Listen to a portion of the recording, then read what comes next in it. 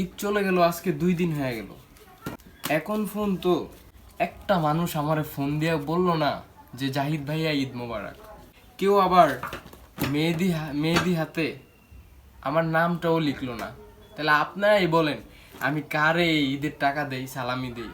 কেউ কি আমার বলছেন? কেউ বলেন একটা? 50,000 দিল আমার ড্যাড, 50,000 দিল আমার মাম্মি, 20,000 দিল আমার বড় আফু, 20,000 দিল আমার ছোট আফু। ঈদের দিন সকালবেলা আব্বু আম্মুর পা ধরে সালাম করছিলাম।